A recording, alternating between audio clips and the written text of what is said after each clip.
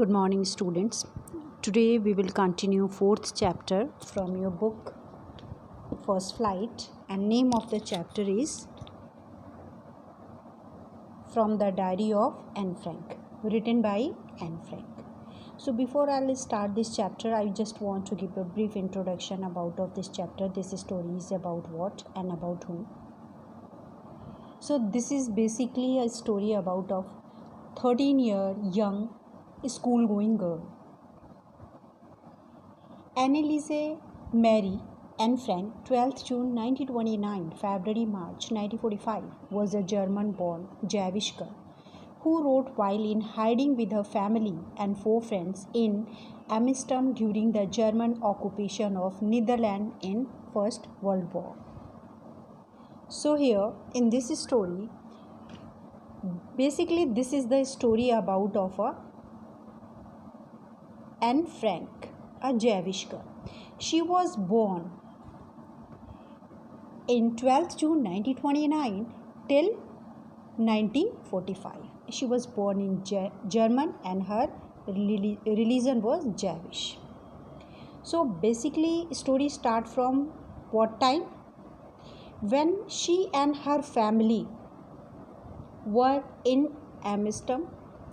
It's located in the Netherlands, and during the time of Second World War, when German occupied the rest of the world.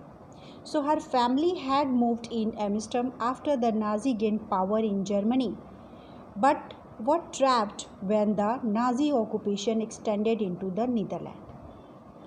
Means she and her family, ਜਦੋਂ Annie और ਉਹਦੀ family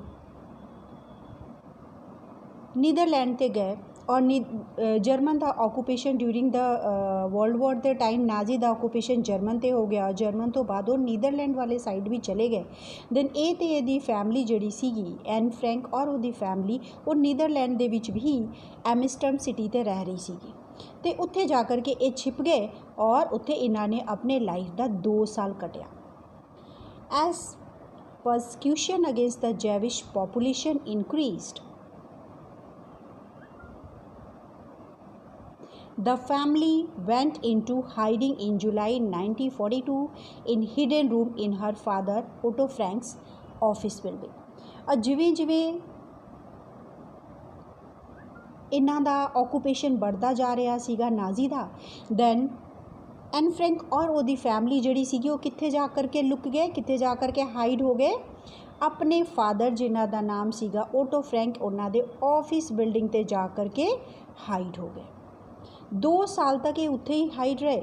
the group were waited and transported to the concentration camp system where Anne died of typhus in Bergen वेसल within days of her sister Margaret Frank. Means कि बाद च इस group ਨੂੰ ਫੜ ਕੇ ਇਹਨਾਂ ਨੂੰ ਕਨਸੈਂਟ੍ਰੇਸ਼ਨ ਕੈਂਪ ਦੇ ਵਿੱਚ ਭੇਜ ਦਿੱਤਾ ਗਿਆ ਔਰ ਉੱਥੇ ਜਦੋਂ ਇਹ ਰਹਿ ਰਹੇ ਸੀਗੇ ਉਸ ਟਾਈਮ ਸਭ ਤੋਂ ਪਹਿਲੇ ਇਹਦੀ ਵੱਡੀ ਸਿਸਟਰ ਮਾਰਗਰਟ ਫਰੈਂਕ ਦਾ ਡੈਥ ਹੋਇਆ ਟਾਈਫਸ ਕਰਕੇ ਔਰ ਉਸ ਤੋਂ ਬਾਅਦ ਐਨ ਫਰੈਂਕ ਦੀ ਡੈਥ ਹੋ ਗਈ. Her father Otto, the only survivor in the group, returned to the Amsterdam after the war ended to find that her diary had been saved. अब इस सारे कैंप ਦੇ ਵਿੱਚ ਉਹਦੇ ਫਾਦਰ ਕੱਲੇ ਸਰਵਾਈਵਰ ਬਚ ਗਏ ਸੀਗੇ. ਜਦੋਂ ਉਹ ਐਮਸਟਰਡਮ ਆਏ ਤੈਨ ਉਹਨਾਂ ਨੇ ਉੱਥੇ ਜਾ ਕਰ ਕੇ ਐਨ ਫਰੈਂਕ ਦੀ ਡਾਇਰੀ ਨੂੰ ਫਾਈਂਡ ਆਊਟ ਕੀਤਾ. Convinced that it was a unique record, he took action to have a published in English under the name of Diary of a Young Girl. और ਜਦੋਂ ਉਹਨਾਂ ਨੇ ਦੇਖਿਆ ਉਹਨਾਂ ਨੂੰ ਲੱਗਿਆ ਕਿ ਇੱਕ ਬਹੁਤ ਹੀ ਡਿਫਰੈਂਟ ਜਾਂ ਯੂਨੀਕ ਜਿਹਾ ਰਿਕਾਰਡ ਹੈ ਔਰ ਉਸ ਤੋਂ ਬਾਅਦ ਇਸ ਡਾਇਰੀ ਨੂੰ ਉਹਨਾਂ ਨੇ ਪਬਲਿਸ਼ਡ ਕਰਾਤਾ ਔਰ ਇਸ ਡਾਇਰੀ ਦਾ ਨਾਮ ਕੀ ਰੱਖਿਆ the diary of a young girl.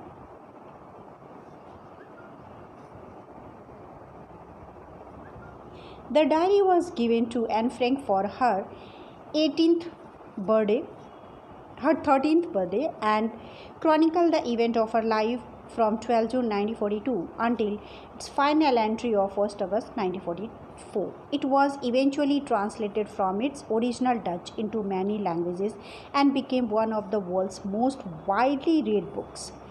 Diary ਜਿਹੜੀ ਸੀਗੀ ਉਹ ਐਨ ਫਰੈਂਕ ਨੂੰ ਉਹਦੇ 13th birthday ਦੇ ਵਿੱਚ ਦਿੱਤਾ ਗਿਆ ਸੀਗਾ ਔਰ ਜੇ ਇਸ ਡਾਇਰੀ ਦੇ ਐਂਟਰੀ ਨੂੰ ਦੇਖੀਏ ਦੈਨ 12 ਜੂਨ 1942 ਤੋਂ लेकर के 1 अगस्त 1944 तक की सारी एंट्री है. स्लोली इस डायरी ਨੂੰ ओरिजिनल ਸ਼ੁਰੂ ਦੇ ਵਿੱਚ ਡੱਚ ਲੈਂਗੁਏਜ 'ਤੇ ਲਿਖਿਆ ਗਿਆ ਸੀਗਾ, ਉਸ ਤੋਂ ਬਾਅਦ ਬਹੁਤ ਸਾਰੇ ਲੈਂਗੁਏਜ ਦੇ ਵਿੱਚ ਇਸ ਡਾਇਰੀ ਨੂੰ ਟਰਾਂਸਲੇਟ ਕੀਤਾ ਗਿਆ ਔਰ ਅੱਜ ਦੀ ਡੇਟ 'ਤੇ ਵਰਲਡ ਦੇ ਵਿੱਚ ਸਭ ਤੋਂ ਜ਼ਿਆਦਾ ਪੜ੍ਹੀ ਜਾਣੇ ਵਾਲੀ ਬੁੱਕ ਮੰਨੀ ਜਾਂਦੀ ਹੈ। There have also been several films, television and theatrical production, even an opera based on the diary. Means इस डायरी ਦੇ ਉੱਤੇ बहुत सारे फिल्म्स भी बनाए गए, बहुत सारे ਟੈਲੀਵਿਜ਼ਨ ਤੇ ਸੀਰੀਅਲ ਬਣਾਏ ਗਏ, ਬਹੁਤ ਸਾਰਾ ਥੀਏਟਰ ਕੀਤਾ ਗਿਆ ਔਰ ਇੱਕ ਓਪੇਰਾ ਵੀ ਪਰਫਾਰਮ ਕੀਤਾ ਗਿਆ ਜਿਹੜਾ ਇਸ ਡਾਇਰੀ ਦੇ ਉੱਤੇ ਬੇਸ ਸੀਗਾ। Described as the work of a mature and insightful mind, the diary provides an intimate examination of daily life under Nazi occupation. ਇਸ ਡਾਇਰੀ ਨੂੰ ਸਭ ਤੋਂ ਵਧੀਆ ਮੈਚੁਰ ਔਰ ਇਨਸਾਈਟਫੁਲ ਮਾਈਂਡ ਦੇ ਲਈ ਕੰਸੀਡਰ ਕੀਤਾ ਗਿਆ ਔਰ ਇਸ ਡਾਇਰੀ ਦੇ ਵਿੱਚ ਜਦੋਂ ਨਾਜ਼ੀ ਦਾ ਸੈਕੰਡ ਵਰਲਡ ਵਾਰ ਦੇ ਟਾਈਮ ਵਰਲਡ ਨੂੰ ਆਕੂਪਾਈਡ ਕਰਨ ਦਾ ਟਾਈਮ ਚੱਲ ਰਿਹਾ ਸੀਗਾ, ਨਾਜ਼ੀ ਦੁਨੀਆ ਦੇ ਬਹੁਤ ਸਾਰੀ ਕੰਟਰੀ 'ਤੇ ਆਪਣਾ ਕੰਟਰੋਲ ਕਰ ਰਹੇ ਸੀਗੇ, ਉਸ ਟਾਈਮ ਲੋਕਾਂ ਦੀ ਡੇਲੀ ਲਾਈਫ ਰੂਟੀਨ ਕਿਵੇਂ ਹੋ ਗਈ ਸੀਗੀ ਇਸ ਡਾਇਰੀ ਦੇ ਵਿੱਚ ਐਨ ਫਰੈਂਕ ਨੇ ਮੈਂਸ਼ਨ ਕੀਤਾ ਹੋਇਆ ਹੈ। Anne Frank has become one of the most renowned and discussed of the Holocaust victim.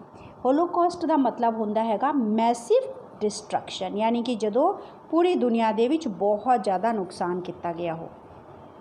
ਤਾਂ ਐਨ ਫਰੈਂਕ ਦੀ ਇਸ ਡਾਇਰੀ ਨੂੰ ਸਭ ਤੋਂ ਜ਼ਿਆਦਾ ਰਿਨੋਡ ਯਾਨੀ ਕਿ ਜਾਣਾ ਮਾਣਾ ਬੁੱਕ ਕੰਸੀਡਰ ਕੀਤਾ ਗਿਆ, ਸਪੈਸ਼ਲੀ ਡਿਊਰਿੰਗ ਦਾ ਸੈਕੰਡ ਵਰਲਡ ਵਾਰ ਟਾਈਮ ਜਦੋਂ ਦੁਨੀਆ ਦੇ ਵਿੱਚ ਬਹੁਤ ਜ਼ਿਆਦਾ ਤਬਾਹੀ ਯਾਨੀ ਕਿ ਮੈਸਿਵ ਡਿਸਟਰਕਸ਼ਨ ਕੀਤਾ ਗਿਆ ਸੀਗਾ।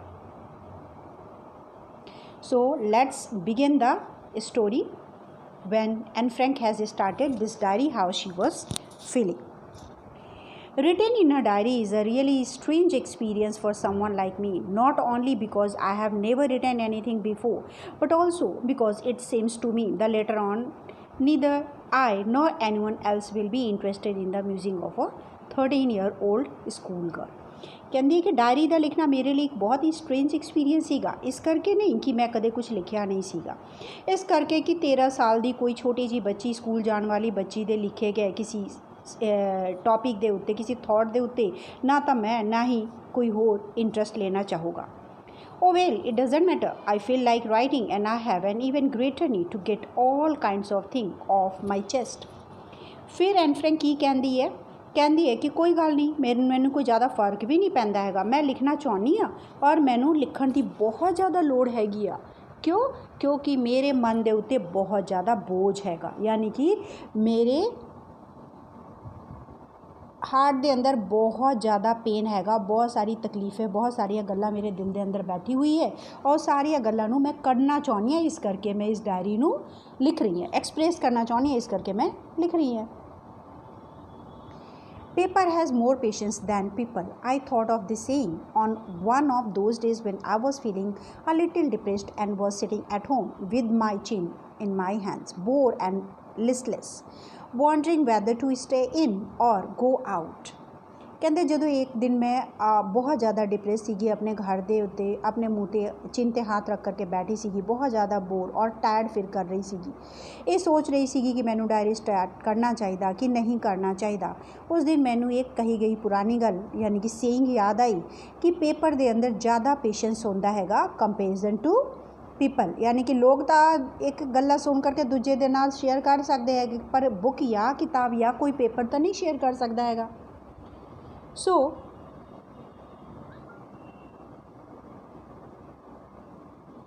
what she has decided after that? I finally stayed where I was, brooding. Yes, paper does have more patience, and since I am not planning to let anyone else read this step back notebook, grandly referred to as a diary. ਕਹਿੰਦੇ ਉਸ ਤੋਂ ਬਾਅਦ ਬਹੁਤ ਸੋਚਣ ਤੋਂ ਬਾਅਦ ਮੈਂ ਆਪਣੇ ਪੁਰਾਣੇ ਥੋਟ 'ਤੇ ਵਾਪਸ ਆ ਗਈ ਔਰ ਮੈਂ ਬਿਲੀਵ ਕਰਨਾ ਸ਼ੁਰੂ ਕਰਤਾ ਕਿ ਹਾਂ ਪੇਪਰ ਦੇ ਕੋਲ ਜ਼ਿਆਦਾ ਪੇਸ਼ੈਂਸ ਹੁੰਦਾ ਹੈਗਾ ਕਿਸੇ ਇਨਸਾਨ ਦੇ ਕੰਪੈਰੀਜ਼ਨ। ਔਰ ਉਸ ਤੋਂ ਬਾਅਦ ਮੈਂ ਜਿਹੜਾ ਕੁਝ ਇਸ ਨੋਟਬੁੱਕ 'ਤੇ ਲਿਖ ਰਹੀ ਸੀਗੀ, ਜਿਹੜਾ ਬਹੁਤ ਜ਼ਿਆਦਾ ਹਾਰਡ ਕਵਰਡ ਸੀਗਾ, ਉੱਪਰ ਵਾਲਾ ਕਵਰ ਇਸ ਨੋਟਬੁੱਕ ਦਾ ਬਹੁਤ ਜ਼ਿਆਦਾ ਸਟਿਫ ਸੀਗਾ, ਕਿਸੇ ਨੂੰ ਪੜ੍ਹਨ ਨਹੀਂ ਦਿੰਦੀ ਸੀਗੀ। ਜਰਨਲੀ ਲੋਕ ਇਹਨੂੰ ਇਸ ਸਟਿਫ ਕਵਰਡ ਨੋਟਬੁੱਕ ਨੂੰ ਗ੍ਰੈਂਡਲੀ ਯਾਨੀ ਕਿ ਪ੍ਰਾਊਡਲੀ ਮਾਨ ਸਨਮਾਨ ਦੇ ਨਾਲ ਲੋਕ ਕਿਹੜੇ ਨਾਮ ਤੋਂ ਬੁਲਾਉਂਦੇ ਹੈਗੇ ਆ? ਡਾਇਰੀ ਦੇ ਨਾਮ ਤੋਂ ਬੁਲਾਉਂਦੇ ਹੈਗੇ ਆ। Unless I should ever find a real friend it probably won't make a bit of difference. ਜਦੋਂ ਤੱਕ ਮੈਨੂੰ ਡਾਇਰੀ ਵਾਂਗੂ ਕੋਈ ਰਿਲਾਇਬਲ ਔਰ ਵਧੀਆ ਫਰੈਂਡ ਨਹੀਂ ਮਿਲ ਜਾਂਦਾ ਹੈਗਾ। Now I am back to the point that prompted me to keep a diary in the first place. I don't have a friend. ਫਿਰ ਉਸ ਤੋਂ ਬਾਅਦ ਮੈਂ ਆਪਣੇ ਪੁਰਾਣੇ ਹੀ ਥੋਟ 'ਤੇ ਵਾਪਸ ਆ ਗਈ ਕਿ ਡਾਇਰੀ ਨੂੰ ਮੈਨੂੰ ਸਭ ਤੋਂ ਪਹਿਲੀ ਜਗ੍ਹਾ 'ਤੇ ਰੱਖਣਾ ਚਾਹੀਦਾ, ਕਿਉਂਕਿ ਮੇਰਾ ਕੋਈ ਫਰੈਂਡ ਨਹੀਂ ਹੈ। So let me put it more clearly, since no one will believe that a 13-year-old girl is completely alone in the world, and I am not. I have a loving parents and a 16-year-old sister, and there are about 30 people I can call friends. ਕਹਿੰਦਾ ਮੈਂ ਫਿਰ ਵੀ ਆਪਣੀ ਗੱਲ ਨੂੰ ਬਹੁਤ ਹੀ clearly ਸਮਝਾਉਣਾ ਚਾਹੁੰਦੀ ਹੈਗੀ ਹੈ, ਕਿਉਂਕਿ ਕਿਸੇ ਨੂੰ ਯਕੀਨ ਨਹੀਂ ਹੋਗਾ ਕਿ 13 ਸਾਲ ਦੀ ਕੁੜੀ ਪੂਰੀ ਦੁਨੀਆ 'ਤੇ ਇਕੱਲੀ ਆ, ਔਰ ਮੈਂ ਇਕੱਲੀ ਸੀਗੀ ਵੀ ਨਹੀਂ। ਮੇਰੇ ਕੋਲ ਬਹੁਤ ਪਿਆਰ ਕਰਨ ਵਾਲੇ ਮੇਰੇ ਪੇਰੈਂਟਸ ਸੀਗੇ, 16 ਈਅਰ ਓਲਡ ਮੇਰੀ ਸਿਸਟਰ ਸੀਗੀ, ਔਰ ਆਲਮੋਸਟ 30 ਪੀਪਲ ਸੀਗੇ ਜਿਨ੍ਹਾਂ ਨੂੰ ਮੈਂ ਫਰੈਂਡ ਕਹਿ ਸਕਦੀ ਸੀਗੀ ਮੇਰੀ ਫੈਮਿਲੀ ਦੇ ਵਿੱਚ। ਮੇਰੇ ਕੋਲ ਇੱਕ ਬਹੁਤ ਵਧੀਆ ਫੈਮਿਲੀ ਸੀਗੀ, loving aunts and a good home. No on the other surface I seem to have everything except my one true friend. ਔਰ ਵਧੀਆ ਫੈਮਿਲੀ ਹੋਣ ਤੋਂ ਬਾਅਦ, ਬਹੁਤ ਸਾਰਾ ਪਿਆਰ ਕਰਨ ਵਾਲੇ ਆਂਟੀ ਅੰਕਲ, ਵਧੀਆ ਘਰ ਹੋਣ ਤੋਂ ਬਾਅਦ ਮੇਰੇ ਕੋਲ ਇੱਕ ਟਰੂ ਫਰੈਂਡ ਨਹੀਂ ਸੀਗਾ। All I think about when I am with friends is having a good time. ਔਰ ਮੇਰੇ ਦਿਮਾਗ ਦੇ ਵਿੱਚ ਸਾਰਾ ਟਾਈਮ ਕੀ ਚੱਲਦਾ ਰਹਿੰਦਾ ਸੀਗਾ ਕਿ ਜਿਨ੍ਹਾਂ ਦੇ ਕੋਲ ਵਧੀਆ ਫਰੈਂਡਸ ਹੁੰਦੇ ਹੈਗੇ, ਉਹ ਆਪਣਾ ਵਧੀਆ ਟਾਈਮ ਉਹਨਾਂ ਦੇ ਨਾਲ ਸਪੈਂਡ ਕਰਦੇ ਹੈਗੇ। I can't bring myself to talk about everything but everyday things. We don't seem to be able to get any closer, and that's the problem. Maybe it's my fault that we won't confide in each other. ਫਿਰ ਕੀ ਕਹਿੰਦੀ ਹੈਗੀ ਆ ਕਿ ਮੈਂ ਆਪਣੀ ਸਾਰੀਆਂ ਗੱਲਾਂ ਆਪਣੇ ਘਰ ਦੇ ਲੋਕਾਂ ਦੇ ਨਾਲ ਸ਼ੇਅਰ ਨਹੀਂ ਕਰ ਸਕਦੀ ਸੀਗੀ। ਪ੍ਰੋਬੇਬਲੀ ਆਪਣਾ ਡੇ ਟੂ ਡੇ ਵਾਲਾ ਜਿਹੜਾ ਥੋਟ ਹੁੰਦਾ ਸੀਗਾ, ਉਹੀ ਇੱਕ ਦੂਜੇ ਦੇ ਨਾਲ ਸ਼ੇਅਰ ਕਰਦੇ ਸੀਗੇ। ਮੀਨਸ ਆਪਾਂ ਇਹ ਵੀ ਕਹਿ ਸਕਦੇ ਕਿ ਬਹੁਤ ਜ਼ਿਆਦਾ ਕਲੋਜ਼ਰ ਨਹੀਂ ਸੀਗੇ। ਔਰ ਫਿਰ ਕਹਿੰਦੀ ਹੈ ਕਿ ਹੋ ਸਕਦਾ ਹੈਗਾ ਕਿ ਇਹ ਮੇਰੀ ਗਲਤੀ ਹੋ, ਕਿਉਂਕਿ ਮੈਂ ਆਪਣੀ ਸਾਰੀ ਕੌਨਫੀਡੈਂਸ਼ੀਅਲ ਗੱਲਾਂ, ਦਿਲ ਦੀਆਂ ਗੱਲਾਂ ਸਾਰਿਆਂ ਦੇ ਨਾਲ ਸ਼ੇਅਰ ਨਹੀਂ ਕਰਦੀ ਸੀਗੀ। Then in any case, that's just how things are, and unfortunately they are not liable to change. This is why I have started the diary. ਕਹਿੰਦੇ ਕੋਈ ਗੱਲ ਨਹੀਂ, ਇਸ ਤਰ੍ਹਾਂ ਸਾਰੀ ਸਿਚੁਏਸ਼ਨ ਸੀਗੀ ਔਰ ਉਹਨੂੰ ਚੇਂਜ ਵੀ ਨਹੀਂ ਕਰ ਸਕਦੀ ਸੀਗੀ, ਐਂਡ ਇਹੀ ਰੀਜ਼ਨ ਸੀਗਾ ਕਿ ਮੈਂ ਡਾਇਰੀ ਨੂੰ ਲਿਖਣਾ ਸਟਾਰਟ ਕੀਤਾ। To enhance the image of this long-awaited friend in my imagination, I don't want to jot down the facts in this diary the way most people would do. अब कहती है मैं अपने इमेजिनेशन ਨੂੰ ਜਿਹੜੀ ਇਮੇਜਿਨੇਸ਼ਨ ਦਾ ਬਹੁਤ long time ਤੋਂ wait ਕਰ ਰਹੀ ਸੀਗੀ ਕਿ ਮੇਰਾ ਕੋਈ ਫਰੈਂਡ ਹੋ, ਟਰੂ ਫਰੈਂਡ ਹੋ। ਮੈਂ ਨਹੀਂ ਚਾਹੁੰਦੀ ਸੀਗੀ ਕਿ ਇਸ ਡਾਇਰੀ ਦੇ ਅੰਦਰ ਜਿਵੇਂ ਬਾਕੀ ਲੋਕ ਆਪਣੇ ਰਿਟਨ ਚੀਜ਼ਾਂ ਲਿਖ ਕਰਕੇ ਫੈਕਟਸ ਵਗੈਰਾ ਲਿਖ ਦਿੰਦੇ ਆ ਔਰ ਉਹਨੂੰ ਇੱਕ ਰਿਟਨ ਕਾਪੀ ਵਾਂਗੂ ਯੂਜ਼ ਕਰਦੇ ਹੈਗੇ, ਮੈਂ ਇਸ ਡਾਇਰੀ ਨੂੰ ਫਰੈਂਡ ਵਾਂਗੂ ਯੂਜ਼ ਕਰਨਾ ਚਾਹੁੰਦੀ ਸੀਗੀ। ਔਰ ਇਸ ਕਰਕੇ मैं की किता, but I want the diary to be my friend and I am going to call this friend Kitty. और मैं डिसाइड किया कि मैं डायरी नूं तां अपना फ्रेंड बनाना, और उस तो बाद मैं इस डायरी का नाम दिता kitty. So since no one would understand a word of my story to Kitty if I were plunged right in, कहती है जे मैं अपने डायरी दे अंदर ਸਾਰੇ ਸਿਚੁਏਸ਼ਨ ਨੂੰ ਫਾਰਮਲ ਤਰੀਕੇ ਦੇ ਨਾਲ ਅੱਜ ਦੀ ਡੇਟ ਤੋਂ ਸ਼ੁਰੂ ਕਰਾਂ ਤਾਂ ਲੋਕਾਂ ਨੂੰ ਸਾਰੀ ਗੱਲ ਕਲੀਅਰਲੀ ਸਮਝ ਨਹੀਂ ਆਊਗੀ। I had better provide a brief sketch of my life much I dislike doing ਸੋ।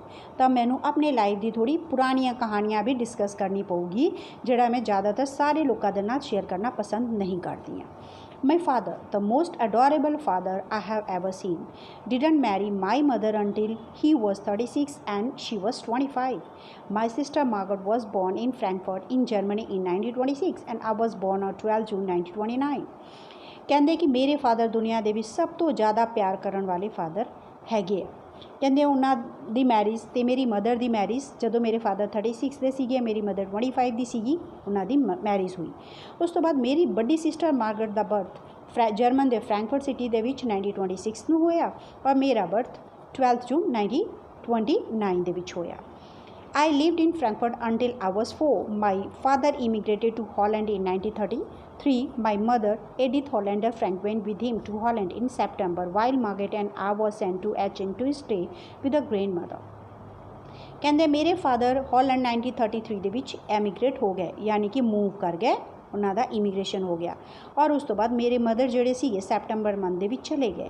ਮੈਂ ਔਰ ਮੇਰੀ ਵੱਡੀ ਸਿਸਟਰ ਮਾਰਗਰਟ ਜਿਹੜੇ ਸੀਗੇ ਉਹ ਐਚਨਗੇ ਜਗ੍ਹਾ ਦਾ ਨਾਮ ਹੈ, ਸਿਟੀ ਦਾ ਨਾਮ ਹੈ, ਉੱਥੇ ਮੇਰੀ ਗ੍ਰੈਂਡਮਦਰ ਰਹਿੰਦੀ ਸੀਗੀ ਅਤੇ ਆਪਾਂ ਦੋਨੋਂ ਉੱਥੇ ਚਲੇ ਗਏ। Margot went to Holland in December and I followed in February. Margot ਜਿਹੜੀ ਸੀਗੀ ਉਹ ਦਸੰਬਰ ਮੰਥ ਦੇ ਵਿੱਚ ਹਾਲੈਂਡ ਗਈ ਔਰ ਮੈਂ ਉਹਨੂੰ ਫੋਲੋ ਕਰਦੇ ਹੋਏ ਫੈਬਰਰੀ 'ਤੇ ਗਈ when I was plunk down on the table as a birthday present for Margot. ਔਰ ਐਂ ਲੱਗਦਾ ਸੀਗਾ ਜਿਵੇਂ ਮੈਨੂੰ ਬਰਥਡੇ ਗਿਫਟ ਦੇ ਫਾਰਮ 'ਤੇ ਮਾਰਗਟ ਦੇ ਸਾਹਮਣੇ ਪ੍ਰੈਜ਼ੈਂਟ ਕੀਤਾ ਗਿਆ ਉਹ। So I started right away at the Montessori Nursery School. I stayed there until I was 6, at which time I started in the first form.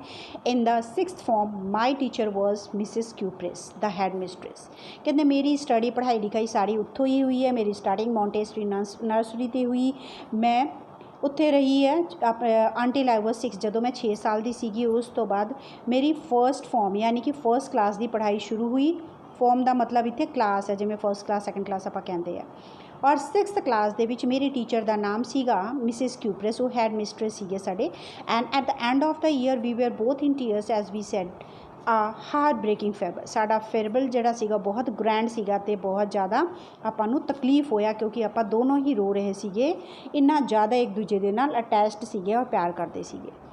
In the summer of 1941, my grandma fell ill and had to have the operation, so my birthday passed with little celebration.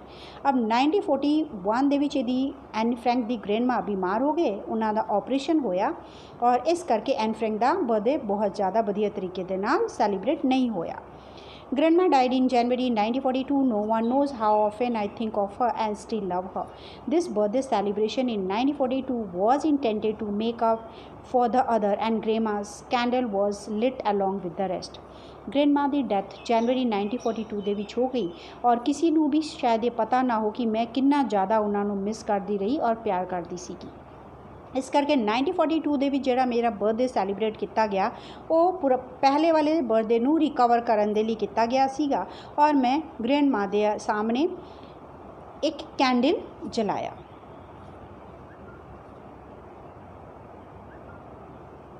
The 4 of us are still doing well. ਆਪਾਂ ਚਾਰੋਂ family ਦੇ member ਜਿਹੜੇ ਸੀਗੇ ਬਹੁਤ ਖੁਸ਼ੀ ਦੇ ਨਾਲ family ਦੇ ਵਿੱਚ ਰਹਿ ਰਹੇ ਸੀਗੇ। And that brings me to the present date of 20th June 1942 and the solemn dedication of diary. ਔਰ ਇਸੀ ਬਰਥਡੇ ਦੇ ਵਿੱਚ ਯਾਨੀ ਕਿ 20th June 1942 ਵਾਲੇ ਬਰਥਡੇ ਸੈਲੀਬ੍ਰੇਸ਼ਨ ਦੇ ਵਿੱਚ ਮੈਨੂੰ ਆਪਣੀ ਸੀਕ੍ਰੇਟ ਗਿਫਟ ਦੇ ਫਾਰਮ 'ਤੇ ਕੀ ਮਿਲਿਆ, ਮੇਰੀ ਡਾਇਰੀ ਮਿਲੀ ਔਰ ਇਸੀ ਡਾਇਰੀ ਦਾ ਨਾਮ ਐਨ ਫਰੈਂਕ ਨੇ ਕਿਟੀ ਰੱਖਿਆ ਸੀਗਾ। Okay, so this is the half story of the chapter. I hope you all will understand. Along with that, I will post the question answer so that you can complete the register one. Thanks.